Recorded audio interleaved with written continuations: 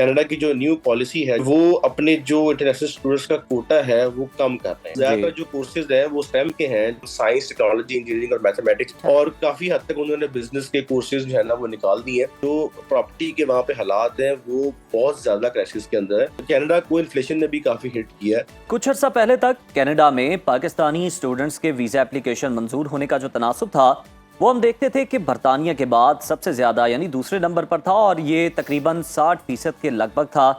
यही एक वजह थी कि पाकिस्तानी स्टूडेंट्स जो थे वो बड़ी तादाद में कनाडा का रुख करते थे, उसके लिए अप्लाई करते थे। मगर इस साल के आगाज पे हमने देखा कि कैनेडियन हुकूमत ने यह ऐलान किया कि इस साल तकरीबन 3,60,000 गैर मुल्की तलबा को स्टूडेंट वीजे जारी किए जाएंगे। सरकारी इदादोशुमार ये बताते हैं कि वीज़ों की ये जो तादाद अब मुकर्रर की गई है ये पिछले साल के मुकाबले में 35% कम है, जो कि एक बहुत बड़ी कमी है। इसी हवाले से ताज़ा खबर ये है कि कैनेडियन गवर्नमेंट ने इंटरनेशनल स्टूडेंट के लिए 2018 से जारी student direct steam which is SDS पर प्रोग्राम पर फौरी इस पर पाबंदी लगा दी और इस प्रोग्राम के तहत स्टूडेंट वीज़ा एप्लीकेशन पर 4 हफ्तों के अंदर कार्रवाई की जाती थी और इसकी मंजूरी की जो शरह थी दैट इज़ 95%।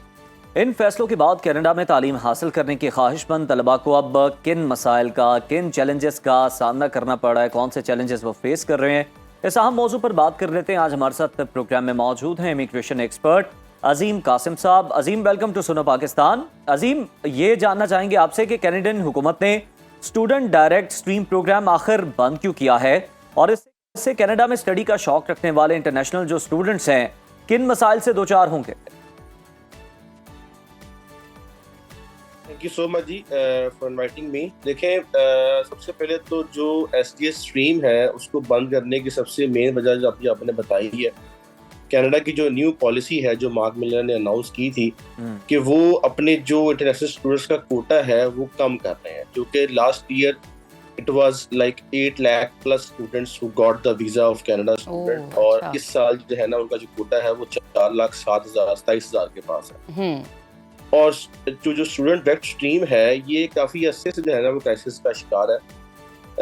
एक साल हो गया बच्चों को रिप्लाई नहीं आ रहा, और उन्होंने उसी जो पॉलिसी है उसको कंटिन्यू करते हुए SDS स्ट्रीम को जो है ना बंद किया है, ताकि वो जो एक क्रिटिसिज्म हो रहा है कनाडा के ऊपर। अजीम, पहले ये रिस्पांस की शरह कितनी 90 डेज थी या कितनी थी ये?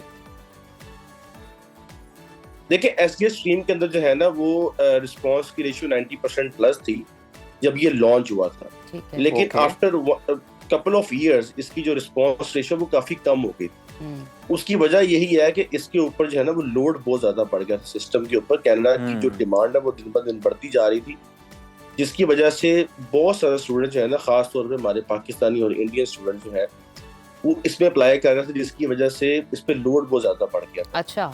और उस लोड को कम करने के लिए और जो न्यू पॉलिसी है कनाडा की, जिसमें उन्होंने जो इमिग्रेशन कट ऑफ है वो 50% से नीचे गिराना है जी, उसको मद्देनजर रखते हुए ये उनकी मजबूरी थी कि वो इस चीज को जो है ना वो विरोध करते, और उसको वो उन्होंने इस तरह से उसको रिप्लेस किया है कि वो कह रहे हैं कि हम अब इक्वल, चूंकि SDS स्ट्रीम जो है ना ये पूरी दुनिया के लिए नहीं था, it was only for 14 countries. अब वो कह रहे हैं कि अब हम ये जो राइट टू स्टडी है, right to process of application है, ये पूरी दुनिया को हम इक्वल देंगे। जबकि इसके पीछे जो मोटिव है वो ये है कि जो उनका इमिग्रेशन का जो उनका कट ऑफ है उन्होंने उसको 4,27,000 पे लेके आना है, जो कि लास्ट ईयर 8,07,000 के 10,000। जी बिल्कुल ठीक, बिल्कुल ठीक। अच्छा अजीम, इस हवाले से भी हमें आगाह कीजिएगा कि कनाडा जाने वाले जो पाकिस्तानी तलबा थे उनका सबसे बड़ा मसला ये था कि वो रिहाइश के हवाले से काफ़ी परेशान रहते थे, क्योंकि वहाँ पर एक तो मुनासिब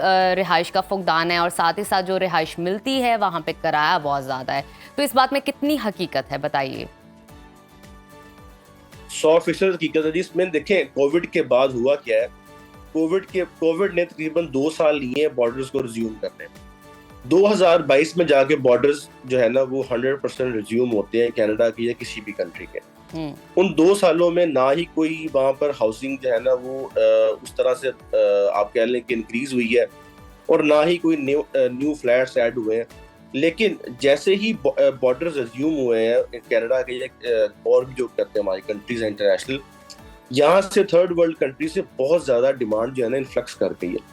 60% से ज्यादा एप्लीकेशन इंक्रीज की है कुछ कंट्रीज में। पाकिस्तान में तो वो 200% से ज्यादा एप्लीकेशन इंक्रीज की है, जिसकी वजह से डिमांड जो है ना वो बढ़ गई, लेकिन सप्लाई कम होगी हाउसिंग की। और वो जो क्राइसिस थे हाउसिंग की, उसकी वजह से रेंट बहुत ज्यादा इंक्रीज कर गए, और उसकी वजह से प्रॉपर्टीज जो है ना वो बहुत ज्यादा इंक्रीज कर गई, उनकी जो डिमांड है।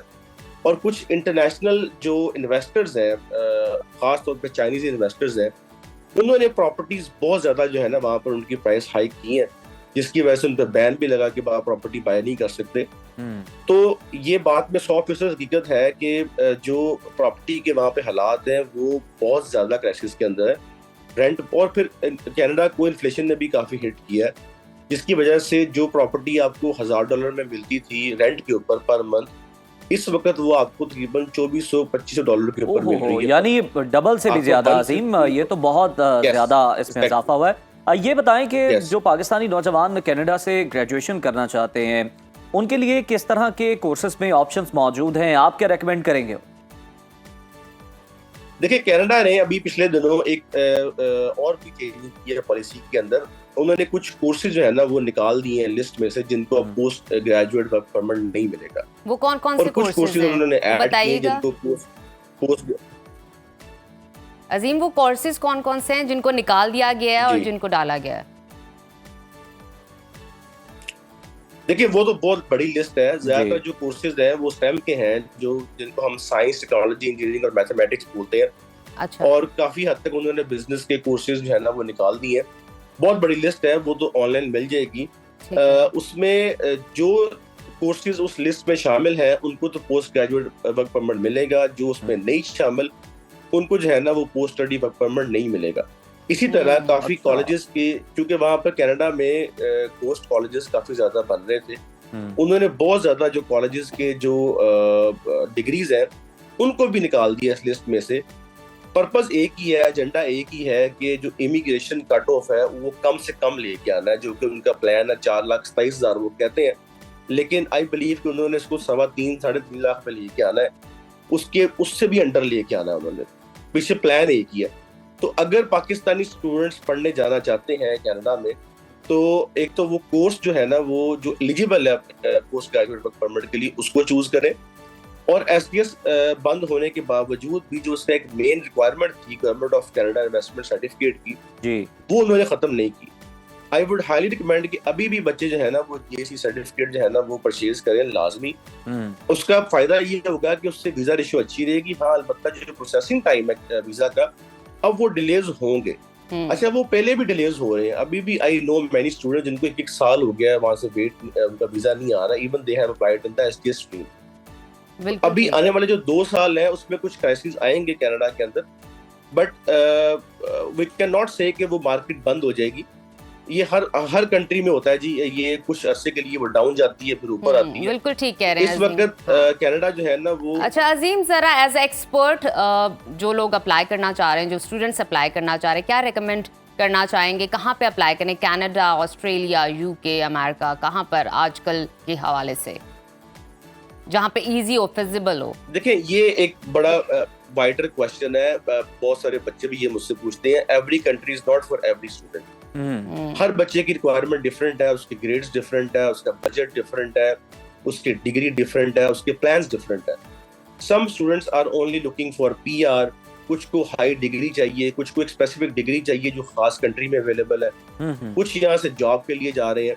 तो इसका एक ना आप कह लें कि हार्ड एंड फास्ट आंसर नहीं हो सकता कि मैं कहूँ जी आप सिर्फ ये वाला कंट्री चूज कर लें। हाँ, अलबत्ता जितने भी हमारे इंग्लिश स्पीकिंग कंट्रीज हैं, जो हमारे फर्स्ट वर्ल्ड कंट्रीज हैं, जो आपने नाम लिए हैं, Canada, USA, Australia, UK, Ireland, Germany, ये वो कंट्रीज हैं जिनमें आपको अपॉर्चुनिटीज मिलती हैं, और आपकी रिक्वायरमेंट के ऊपर, आपके डिमांड के ऊपर, आपके सर्कमस्टांसेस के ऊपर आप इनमें से कोई भी कंट्री चूज कर सकते हैं, डिपेंडिंग अपॉन कि आपकी रिक्वायरमेंट क्या है। आई वुड सजेस्ट कि आप किसी एक्सपर्ट से लाजमी इसमें जो है ना इन्फॉर्मेशन लें, ताकि वो आपको गाइड कर सके कि कौन सा कंट्री। बिल्कुल, इसमें आपका रिक्वायरमेंट के हवाले मोटिव भी देखना जरूरी है ना, कि आपका मोटिव है क्या, काम करना है, वाकई पढ़ना है, पीआर लेनी है। बहुत शुक्रिया अजीम आपका, आप सुनो पाकिस्तान में हमारे साथ मौजूद थे, आपने ज्वाइन किया और आपने अपनी एक्सपर्ट ओपिनियन हमारे साथ शेयर की, और जो लोग जाना चाहते हैं उनको बड़े अच्छे तरीके से गाइड किया कि आप किस लिए जाना चाह रहे हैं, उसके अकॉर्डिंगली उस कंट्री में अप्लाई कीजिए।